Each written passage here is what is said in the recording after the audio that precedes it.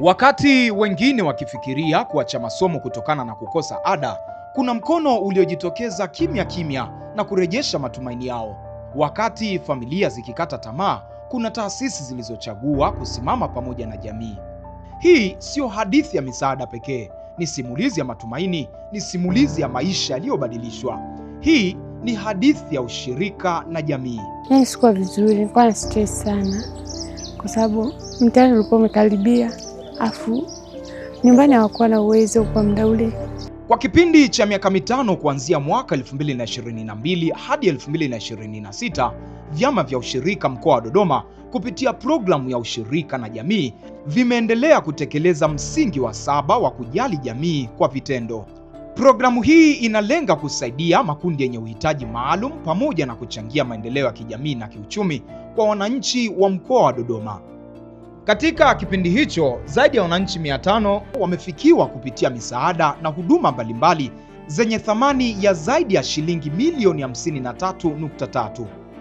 Misaada hiyo imehusisha mahitaji ya msingi kwa wananchi wenye uhitaji maalum, huduma za afya, vifaa vya shule na ada kwa wanafunzi, misaada kwa watoto yatima, wazee na watu wenye ulemavu, pamoja na kusaidia mahitaji ya msingi kwa wafungwa.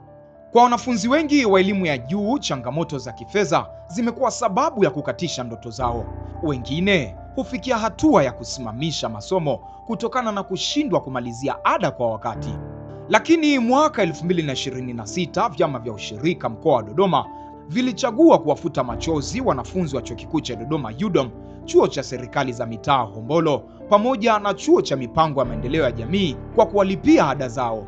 Hali yangu haikuwa nzuri kwa upande wa ada, na nilivyopokea huu msaada nimeshukuru. Nilikuwa sioni mwanga wa kulipia hiyo ada, ila nawashukuru kwa kuweza kunilipia mimi hiyo ada. Baada ya kupokea taarifa au simu kutoka vyama vya ushirika Dodoma na kuniambia kwamba napata ufadhili wa kulipiwa ada, kwangu ilikuwa ni furaha na kuona kwamba safari yangu ya elimu bado inasonga mbele. Ndani ya kila mwanafunzi aliyesaidiwa kuna ndoto iliyokolea, kuna maisha yaliyobadilishwa. Mimi pamoja na familia yangu na wazazi tulivyoeleza walifurahi kwa sababu ilikuwa ni kipindi cha hali ngumu. Wazazi wamepokea vizuri, tena wameshukuru sana tena sana.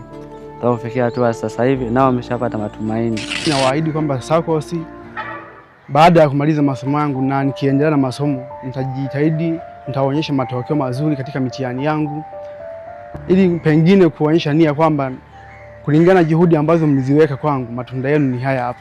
Nyuma ya kila mwanafunzi anayepambana kutimiza ndoto zake, kuna viongozi wa ustawi na wanafunzi wanaoshuhudia kwa karibu changamoto wanazozipitia vijana wengine wa elimu ya juu.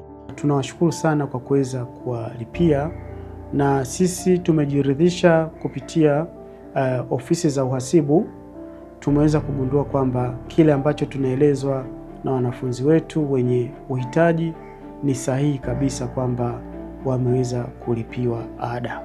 Kwa niaba ya uongozi mzima tunawashukuru sana vyama vya ushirika mkoani Dodoma kwa kututembelea, lakini pia kwa namna ambavyo wameguswa na kuona baadhi ya wanafunzi wahitaji ambao wameweza kuzungumza nao, lakini pia kuwawezesha kwa kiwango fulani katika kukamilisha karo ambazo kwao ilikuwa ni hitaji kubwa.